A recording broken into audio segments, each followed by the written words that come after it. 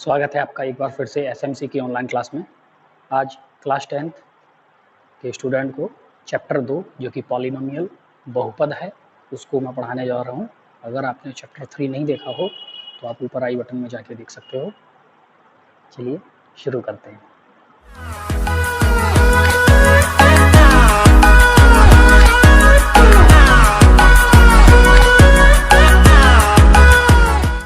देखिए, हम बात कर रहे हैं कोई बहुपद जो कि रैखिक बहुपद है। उस रैखिक बहुपद का भी हमने सीखा कि उसका जीरो कैसे निकालेंगे, मतलब उसका शून्यक कैसे निकालेंगे। तो ये शून्यक हो गया। अगर हम इस शून्यक के बारे में बात करेंगे तो ये माइनस बी क्या है, ये अचर पद है। ये है अचर पद, कांस्टेंट वैल्यू है, अचर पद हो गया। बटे ये ए क्या है, ये है एक्स का गुणांक, ये है एक्स का गुणांक, कोएफिशिएंट ऑफ एक्स, एक्स का गुणांक मतलब एक्स के साथ जिस नंबर का गुणांक होगा वो। ठीक है, एक एग्जाम्पल लेते हैं। मान लीजिए मैंने लिखा 2x + 6, ठीक है, ये हो गया px, पॉलिनोमियल ऑफ x।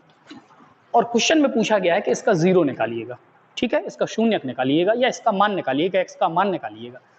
ठीक है, तो हमने क्या किया, इसको पहले जीरो के बराबर रखा। तो हमने क्या रखा, 2x + 6। देखो अभी ये पॉलिनोमियल में है, लेकिन जैसे ही मैंने इज इक्वल टू करके जीरो रख दिया तो ये इक्वेशन कहलाने लगेगा। ठीक है, ये लीनियर इक्वेशन हो जाएगा, रैखिक समीकरण, क्योंकि ये इक्वेशन के फॉर्म में इक्वलिटी आ गई, इक्वल का निशान आ गया, इस तरफ कुछ इस तरफ कुछ। यहाँ पे इक्वल का निशान है लेकिन ये कोई नंबर नहीं है, ये तो इसको रिप्रेजेंट कर रहा है। ठीक है, इसीलिए यहाँ पे इसको इक्वेशन नहीं बोलेंगे, इसको बोलेंगे बहुपद। तो बहुपद और समीकरण में यही अंतर होता है, ये ध्यान रखिएगा। ये अभी बहुपद है, लेकिन जब हमने इसके बराबर किसको किसी को लिखा तो ये समीकरण कहलाने लगेगा। ठीक है, ये रैखिक था क्योंकि इसकी सबसे बड़ी डिग्री जो डिग्री ऑफ पॉलिनोमियल 1 थी, इसीलिए ये रैखिक तो है, लेकिन ये है इक्वेशन, पॉलिनोमियल की जगह इक्वेशन का यूज होने लगेगा। जैसे द्विघात बहुपद है, अगर उसके बराबर में हम जीरो या कुछ भी और लिख दें तो वह द्विघात समीकरण कहलाने लगेगा, क्वाड्रेटिक इक्वेशन कहलाने लगेगा। ठीक है, त्रिघात बहुपद है, अगर उसके बराबर में हम कुछ भी लिख देते हैं तो वह त्रिघात समीकरण कहलाने लगेगा, क्यूबिक इक्वेशन कहलाने लगेगा। राइट, तो हमें निकालनी है इस x की वैल्यू। तो हमने 6 को ट्रांसफर किया तो 2x = हो गया -6, तो x = हो गया -6/2। 2 से 3 टाइम कटा तो x = -3। ध्यान दीजिएगा, मतलब p -3, क्योंकि x की जगह पे -3 रखोगे तभी तो शून्यक होगा। -3 रखोगे तो 2 × -3 + 6। देखिए 3 का गुणा 2 में हुआ तो -6 + 6 क्या आ गया, 0। मतलब ये जो रैखिक बहुपद था इसमें x की जगह पे 3 रखने पर ये बहुपद का मान 0 हो जाएगा। तो ये बहुपद का मान है x = 3। ठीक है, पॉलिनोमियल की वैल्यू हो गई है। अब इसको देखते हैं, ये 2x + 6 कैसे रिप्रेजेंट होगा, एक ग्राफिकल रिप्रेजेंटेशन के थ्रू हम लोग समझते हैं। राइट, अब ध्यान दीजिएगा, ये जो px है, ये px देखो डिपेंड किस पे करेगा। अगर हम p की वैल्यू 1 रखेंगे, x की वैल्यू 1 रखेंगे तो px का मान भी तो चेंज होगा। कैसे, इसको 1 रखेंगे तो ये 1 का गुणा 2 में होगा तो ये हो जाएगा 2 और 6 हो जाएंगे 8 हो जाएगा ना। तो 1 रखेंगे तो 8। अगर हम -1 रख देते हैं तो ये -2 और 6 में से 2 घटेंगे तो +4, तो px की वैल्यू 4। इसका मतलब क्या है कि ये px जो है वो डिपेंड कर रहा है इस x की वैल्यू पे, मतलब x की वैल्यू को बदलने पर px की वैल्यू बदलेगी। ठीक है, तो कौन डिपेंड कर रहा है, x पर डिपेंड कर रहा है px। तो यहां पे जिस पर डिपेंड करता है वो आता है नीचे, मतलब ये हो गया x और ये हो गया px। इस px को हम लोग y भी कह सकते हैं। क्या कह सकते हैं, y। क्लियर, क्या कह सकते हैं, y। अब ध्यान दीजिएगा, हमने x की विभिन्न वैल्यू को रखा, इसी को हमने लिख दिया। हमने लिखा क्या, 2x + 6। ठीक है, आ रही बस समझ में। इसमें हमने क्या किया कि x के रखे विभिन्न मान। तो जब हम x के मान रखेंगे तो px के कौन कौन से मान आएंगे। तो सबसे हमने x का मान 0 रखा, देखो ये 0 हो गया, तो px क्या आ गया, 6। अगर हमने यहाँ पे 1 रखा होता x की जगह पे 1 तो 6 और 2 ये हो जाता 8। अगर हमने -1 रखा होता, -1, तो ये क्या हो जाएगा, 4। पर्याप्त है। ठीक है, तो हमें लिखना है, देखो x को चलना है 0 और px को चलना है 6। x हो गया 0, px हो गया 6। 1 2 3 4 5 6 ये आ गया। फिर x को 1 और इसको 8, तो x चला 1 और ये चला 8, मतलब ये पॉइंट हो गया। फिर -1 और 4, तो x चला -1 और ये है 4, 1 2 3 4, ये वाला पॉइंट, मतलब ये तीन हमने इनको मिला लिया और इनको मिलाते हुए हमने खींच दी एक रेखा। तो ये जो रेखा है, ये जो लाइन है, ये जो लाइन है, ये लाइन क्या होगी, ये होगी 2x + 6, y is equal to या px बराबर 2x + 6 है ये रेखा। ठीक है, मतलब रैखिक बहुपद ने एक स्ट्रेट लाइन को प्रदर्शित किया। अब देखो इस स्ट्रेट लाइन ने किसको काटा, ये x अक्ष को काटा, और आप जानते हो कि x अक्ष पर प्रत्येक जगह पे y का मान 0 होता है। जैसे इसका अगर हम जैसे इस पॉइंट के अगर हम कोऑर्डिनेट लिखेंगे तो ये हो जाएगा 0,6, इस पॉइंट के इसके कोऑर्डिनेट 0,6, क्योंकि x चले 0 y चले 6, ठीक है, और ये है 1, x चले 1 और y चले 0, ये 1 2 3,0, ठीक है। अगर हम इसको देखेंगे 4 5 तो ये हो जाएगा 5,0, इस पॉइंट को देखेंगे तो 0,0, इस पॉइंट को देखेंगे तो -1,0, राइट। इसका मतलब क्या हुआ कि ये जो x अक्ष है, इस x अक्ष पर प्रत्येक बिंदु पर किसी भी पॉइंट पर y का मान हमेशा 0 होता है। देखो y का मान हमेशा कैसा है, 0 है, प्रत्येक पॉइंट पे y का मान 0, राइट। क्या है, y का मान 0, और y हमने क्या बताया था, y क्या बताया था, px, और px 0, देखो px 0, ये px 0 किस पे हो रहा है, इस x की वैल्यू पे, x की वैल्यू क्या है -3, मतलब ये -3 होना चाहिए, ये -3 होना चाहिए, ये -3, तो कैसे पता चलेगा ये -3 है, तो x की वैल्यू हमने रखी -3, देखो x की वैल्यू क्या रखी हमने -3, जब हमने x की वैल्यू -3 रखी तो 3 दूनी 6, 6 में से 6 जाएगा 0, तो ये -3,0, मतलब ये पॉइंट हो गया -3,0। इसका मतलब क्या हुआ कि ये जो रेखा है, ये जो लाइन है, ये लाइन x अक्ष को काट रही है, राइट। अगर x अक्ष को काटा तो इसका मतलब क्या हुआ, वहां शून्यक मिल गया, क्या मिल गया, शून्यक या वैल्यू मिल गई, क्या मिल गई, वैल्यू। क्लियर, अब बात समझ में आ रही।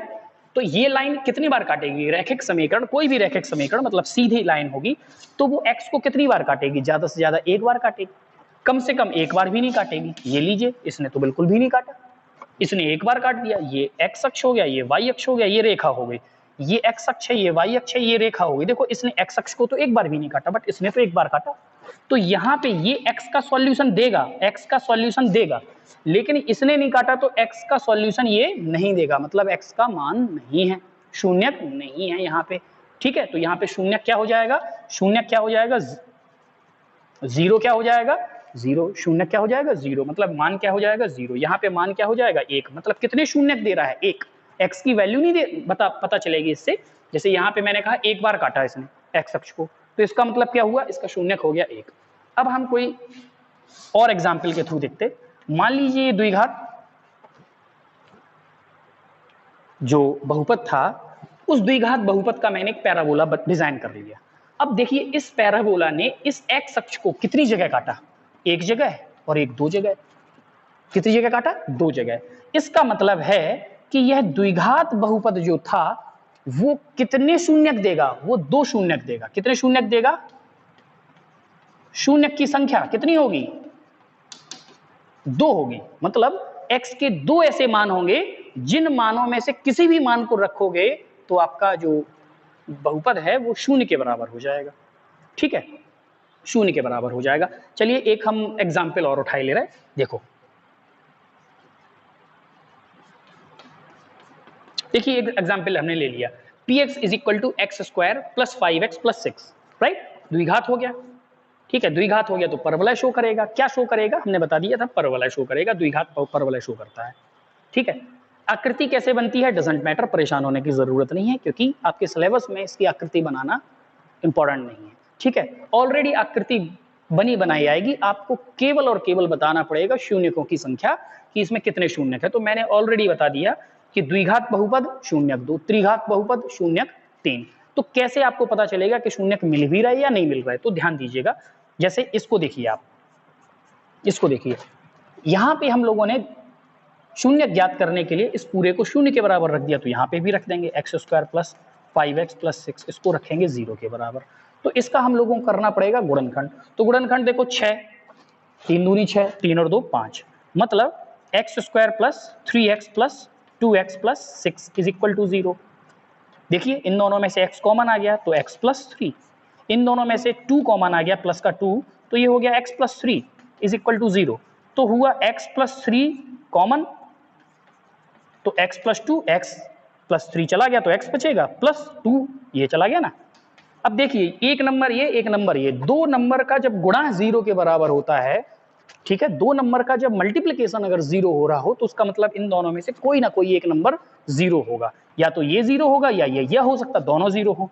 तो x प्लस 3 भी 0 हो सकता है और x प्लस 2 भी 0 हो सकता है। अगर x प्लस 3 0 हो तो x बराबर -3 और x प्लस 2 0 हो तो x बराबर -2। तो देखिए x की कितनी वैल्यू आ गई, दो वैल्यू आ गई, मतलब -3 भी आई और -2। देखिए अब इसमें अगर हम -3 रखेंगे, केवल -3, तो भी ये 0 हो जाएगा। देखिए कैसे, p -3 रख रहे हैं तो देखो ये हुआ -3 का स्क्वायर प्लस 5 इंटू -3 प्लस 6। देखिए -3 का स्क्वायर, माइनस का स्क्वायर हो गया प्लस, और 3 का स्क्वायर हो गया 9। और देखो 5 3 15, तो माइनस के 15 प्लस 6, और 9 और 6 15, 15 में से 15 गए, क्या आ गया 0। अब अगर हम माइनस के 2 रखते हैं तो क्या होता, तो इसमें रखेंगे तो ये x की जगह पे -2 का स्क्वायर प्लस 5 इंटू -2 प्लस 6। देखिए 2 का स्क्वायर हो जाएगा 4, और ये 5 का गुणा 2 में होगा तो ये हो जाएगा -10 प्लस 6। और आप देखिए 6 और 4 10, 10 में से 10 गया 0। तो इसके दो शून्यक हुए, मतलब x की वैल्यू 2 आई, दो ऐसी x की वैल्यू आई जिसको रखने पर ये द्विघात बहुपद 0 के बराबर हो जाता है। तो ये x बराबर जो -2 और x बराबर -3 जो था वो शून्यक है, जीरोज हैं, इस पॉलिनोमियल के ये जीरोज हैं। ठीक है, तो मान लो ये द्विघात बहुपद ने इस तरीके से बनाया, तो x को 2 बार काटा, इसलिए इसके जो सॉल्यूशन है, या फिर आप कह सकते हो इसके शून्यक हैं कि वो कितने हैं, वो 2 हैं, क्योंकि x अक्ष को 2 बार काटा। चलिए देखिए इस एग्जाम्पल को देखिएगा, यहाँ पे ये x अक्ष हो गया, ये y अक्ष मतलब px मान सकते हो इसको। देखिए ये जो ग्राफ के अंदर ये जो लाइन बनी हुई है, ध्यान दीजिएगा, ये जो लाइन बनी हुई है, ये लाइन किसी ना किसी पॉलिनोमियल को प्रदर्शित कर रही है। ठीक है, किसी ना किसी पॉलिनोमियल को क्या कर रही है, प्रदर्शित कर रही है। अब ध्यान दीजिएगा, इस लाइन ने x को कितनी जगह पे काटा, एक जगह पे, दो जगह पे, तीन जगह पे, तीन जगह पे काटा, मतलब इन तीन जगह पे y का मान क्या होगा 0। y का मान 0 होने का मतलब क्या है, शून्यक 0। ठीक है, तो इसके कितने शून्यक होंगे, मतलब ये जो ग्राफ है ये कितने शून्यक देगा, ये 3 शून्यक देगा। क्यों देगा, क्योंकि इसने x अक्ष को 3 जगह पे काटा हुआ है, राइट। ये कितने शून्यक देगा, ये लाइन जो है ये कितने शून्यक देगी, देखो x को एक ही जगह काट रही तो ये एक शून्यक देगा। ये कितनी जगह शून्यक देगा, देखो ये x अक्ष को केवल एक ही जगह पे काट रही है, y अक्ष को कितनी जगह काट रही है मतलब नहीं है, x को कितनी जगह पे काट रही है इसका मतलब है। तो x अक्ष को एक जगह पे काटा तो इसका एक शून्यक मिलेगा।